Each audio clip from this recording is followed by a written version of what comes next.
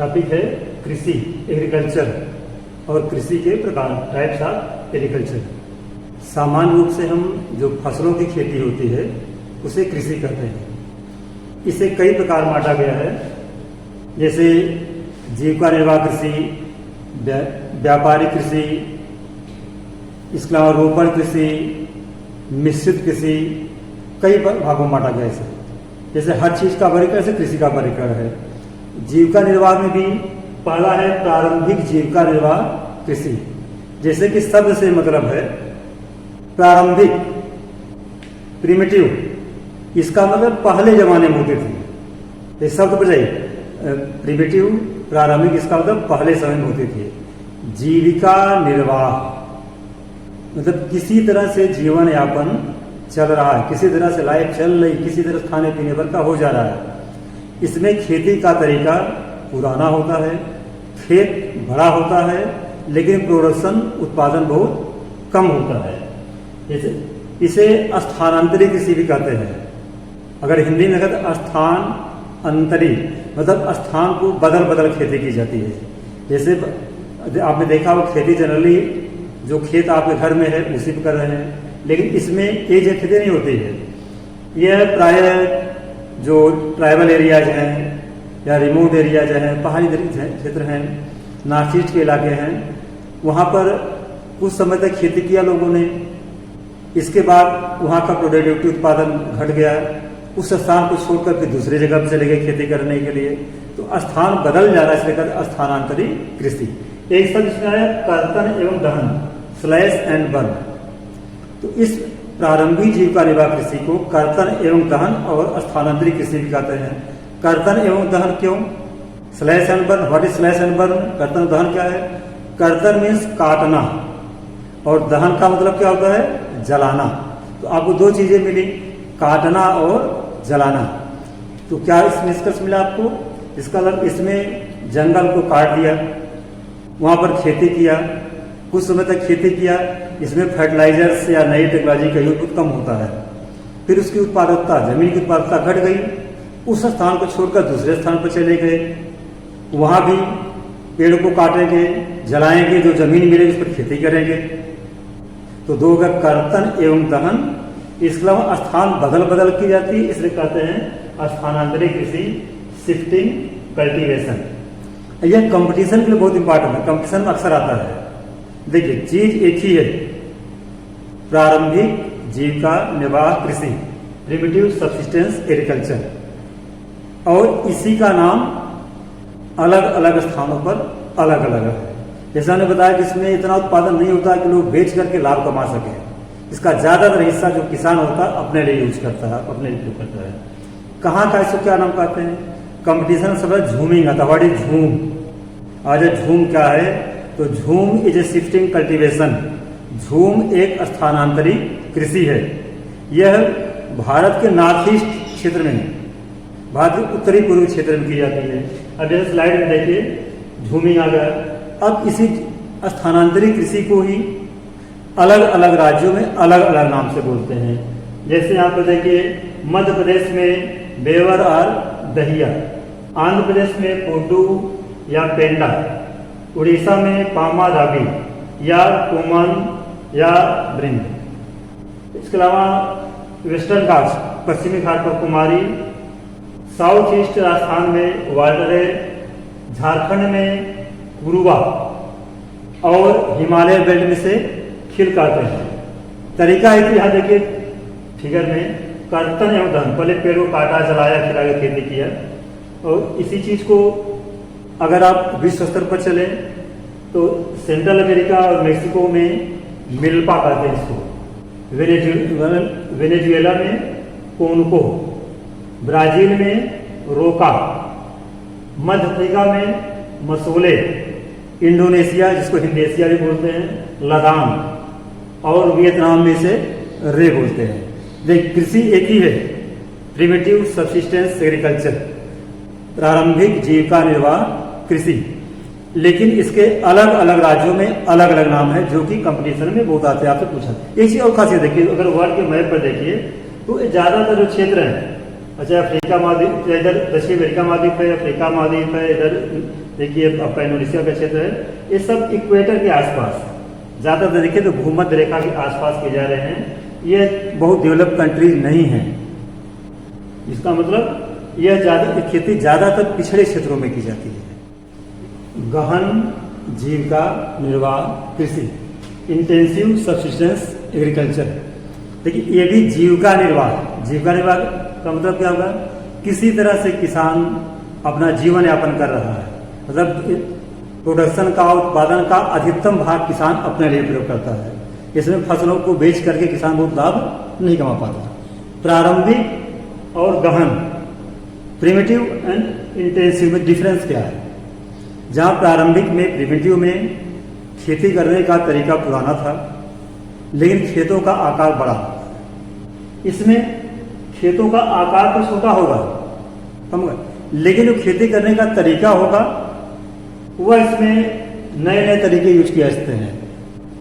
लेकिन नए तरीके यूज करने के बावजूद भी इतना उत्पादन नहीं हो पाता कि किसान उसको बेच करके बहुत लाभ कमा सके। इसमें दो तरह की है। इसमें एक है पैडी डोमिनेटेड, इसका मतलब हुआ इसमें चावल की गहनता है, चावल की अधिकता होती है।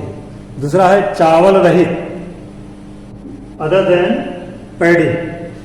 इसका मतलब हुआ कि जीविका निर्वाह में कहीं कहीं देखिए वो चावल की खेती हो जाता हो, जैसे वेस्ट बंगाल से शुरू कीजिएगा तो वेस्ट बंगाल, उड़ीसा, केरल, साउथ में सब चावल ही चावल का उत्पादन हो रहा है। तो यह चावल सहित पैडी डोमिनेटेड।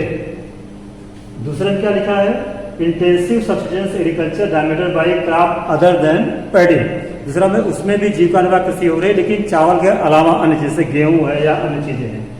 यह ज्यादातर देखिए तो जो मानसून क्षेत्र है, विश्व का जो मानसूनी इलाका, मानसून क्लाइमेट जहाँ पर है, जो भारत है, चीन है, इधर म्यांमार है, बांग्लादेश, ये जो क्षेत्र दिखाई पड़े आपको, यहाँ पर गहन जीविका निर्वाह कृषि, इंटेंसिव सब्सिस्टेंस एग्रीकल्चर ज़्यादा होती है।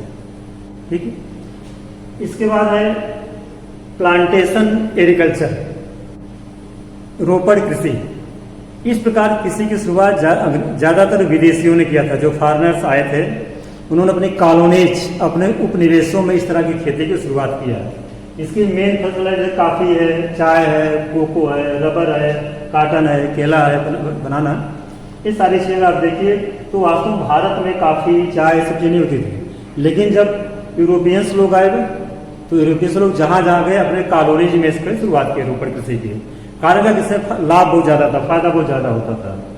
अब फिगर में देखने बनाना है, बाकी चीज़ें हैं। इसकी विशेषता क्या है? रोपड़ कृषि की क्या विशेषता, क्या कैरेक्टरिस्टिक्स इसकी? Number 1 large area. रोपड़ कृषि की सबसे बड़ी विशेषता है बड़े क्षेत्र पर की जाती है, इसलिए क्षेत्र बड़ा होगा। नंबर 2 सिंगल क्रॉप स्पेशलाइजेशन, इसमें एक फसल ज़्यादा होती है, ऐसा नहीं कि दूसरी फसल नहीं होगी, लेकिन ज़्यादातर एक ही फसल होगी उस बड़े क्षेत्र पर। जैसे मान लीजिए चावल हो गया, गन्ना हो गया, केला, जो भी होगा, बाकी फसलें बहुत कम होगी। Number 3 scientific method of cultivation, जो खेती का तरीका होगा वह नए ढंग से होगा, बिल्कुल साइंटिफिक तरीके, वैज्ञानिक तरीके से होगा। अब उसका मेन पर्पज होता है व्यापारिक पर्पज, अपने यूज के लिए बहुत कम होता है। रोपड़ कृषि में जो भी चीज़ें से आप देखा, चाय है, काफ़ी है, रबर है, काटन है, कोको है, तो इसका यूज अपने लिए लोग कम करते हैं। इसका मेन पर्पज क्या होता है? कॉमर्शियल पर्पज, व्यापारिक पर्पज, इसके लोग ज़्यादातर बेचकर फायदा कमाने के लिए करते हैं। लार्ज कैपिटल इन्वेस्टमेंट, इसमें एक पूंजी की ज़्यादा जरूरत भी पड़ती है रोपड़ कृषि में। ठीक। इंटेंसिव कॉमर्शियल ग्रेन कल्टीवेशन, विस्तृत वाणिज्यिक अनाज कृषि या वाणिज्यिक कृषि। अब इसमें शब्द में जाइए, कॉमर्शियल, वाणिज्यिक, इसका मतलब इस प्रकार की खेती का मुख्य उद्देश्य क्या होगा, मेन पर्पज क्या होगा? कॉमर्शियल पर्पज, वाणिज्यिक पर्पज। इसका मतलब कि किसान अपने लिए कम यूज करता है, इसमें ज़्यादा से ज़्यादा भाग बेच करके फायदा कमाता है, उसको फायदा होता है। इस प्रकार की खेती में जो इसकी विशेषता है, इसमें ज़्यादातर हाई यील्ड वैरायटी सीड्स प्रयोग किए जाते हैं, फर्टिलाइजर्स का प्रयोग होगा, पेस्टिसाइड्स का प्रयोग होगा, मतलब टोटली साइंटिफिक तरीके से जो लेटेस्ट टेक्नोलॉजी है, मॉडर्न टेक्नोलॉजी, उसका यूज किया जाता है। और इसका जो एरिया है ये ज़्यादातर मिड लैटिट्यूड्स या सेमिड एरिया दिखाया जा रहा है आपको। अगर विश्व के मैप में देखिए तो ये क्षेत्र आपको दिखाया जा रहा है, ये मिड लैटिट्यूड और सेमी एरिड। ठीक, इसकी जो मुख्य फसल है गेहूं। ऐसा नहीं कि बाकी फसलें नहीं होती हैं, गेहूं की अलावा फसलें होती है, लेकिन मेन फसल क्या है इसकी गेहूं व्हीट है। मिक्स्ड फार्मिंग शब्द से ही स्पष्ट है, मिक्स्ड, इसका तो कोई एक इसकी खासियत नहीं है, कुछ चीजों को मिलाकर खेती की जाएगी। तो मिक्स्ड में क्या किया जाएगा, इसमें फसल का भी उत्पादन होगा और साथ साथ क्या करेंगे, जानवरों को भी पालेंगे, मतलब खेती भी करेंगे और जानवर भी पाले रहेंगे। जैसे जैसे देखिए equal emphasis laid on crop cultivation and animal husbandry. अब कहीं पर अब खेती भी कर रहे हैं, साथ में उसमें जानवरों के लिए बना दिया, उसमें जानवर पाल रहे हैं, जैसे पिग्स है, सी में भेड़ है, सुअर है, जानवर और कई तरह के जानवर से पाल रहे हैं। तो खेती भी कर रहे हैं और जानवर पाल रहे हैं। इसमें जो फाडर क्रॉप्स, ये जो चारे वाली फसल है, इसकी ज़्यादा उत्पादन होता है। इसकी जो मेन फसलें हैं व्हीट, बार्ले, मैक्स, गेहूँ, ज्वार, मक्का, राई आदि इसकी मुख्य फसलें हैं। अब वर्ल्ड में देखिए तो सबसे ज़्यादा प्रोडक्शन कहाँ हो रहा है इसका, मिक्स्ड फार्मिंग कहाँ हो रही है, ये देखिए यूरोप कंटिनेंट, यूरोप महाद्वीप, एशिया का कुछ हिस्सा, इधर उत्तरी अमेरिका महाद्वीप में, यूएसए में। लेकिन सबसे ज़्यादा मिक्स्ड फार्मिंग हो रही है, मिश्रित कृषि हो रही है यूरोप महाद्वीप में। डेयरी कृषि, इसको इसमें ज्यादातर दूध देने वाले, मिल्क जिसको बोलते हैं, देखिए इसमें दूध देने वाले पशु पाले जाएंगे डेयरी में। अब इसे फिगर में ही देख रहे हैं, सब दूध देने वाले पशु हैं। इसमें दूध और दूध से बनी हुई चीजें, उससे रिलेटेड जो प्रोडक्ट्स हैं उसका प्रोडक्शन होता है। और पूरे वर्ल्ड में अगर आप देखिए तो सबसे ज्यादा इधर यूरोप कॉन्टिनेंट का हिस्सा, इधर नॉर्थ अमेरिका का है, ऑस्ट्रेलिया का पूर्वी भाग है। और इस तरह की खेती अब यहाँ पर देखिए, it is practised mainly near urban and industrial centres which provide neighbourhood market for fresh milk and dairy product. अब बात आती है ये शहरों के पास इस तरह की खेती ज़्यादा क्यों होती है। अब आपके मन में कहते हैं हम बार बार खेती कर रहे हैं, एग्रीकल्चर फार्मिंग, ये चूंकि एनसीईआरटी की बुक में फार्मिंग वर्ड किया गया है, इसलिए हम भी वही प्रयोग कर रहे हैं। लेकिन इसमें मेन रूप से जानवर पाले जाते हैं। और देखिए लिखा near industrial centres and urban centres, यह औद्योगिक क्षेत्र और शहरी क्षेत्र के पास के, ग्रामीण में क्यों नहीं बताइए। दूध जबकि गांव में ज्यादा जानवर पाले जाते हैं दूध वाले, तो हम आपको बता रहे हैं शहर के पास ज्यादा होता क्यों, on the basis of demand, क्योंकि शहरों में ज्यादा धनी लोग हैं, इंडस्ट्री में ज्यादा धनी लोग हैं, वहां इसकी डिमांड ज्यादा है। तो डिमांड के बेस पर जो डेयरी फार्मिंग है ये ज्यादातर शहरी क्षेत्रों के आसपास और औद्योगिक क्षेत्रों के आसपास की जाती है। भूमध्य सागरीय कृषि, मेडिटेरेनियन एग्रीकल्चर, भूमध्य सागर कहाँ पर है, यूरोप महाद्वीप, यूरोप कॉन्टिनेंट और अफ्रीका कॉन्टिनेंट, अफ्रीका महाद्वीप, दोनों के बीच में है मेडिटेरेनियन सी। इसके आसपास जो एग्रीकल्चर हो रही है ये कह रहे हैं भूमध्य सागरीय कृषि, मेडिटेरेनियन एग्रीकल्चर, मतलब ऐसी कृषि जो भूमध्य सागर के आसपास हो रही है।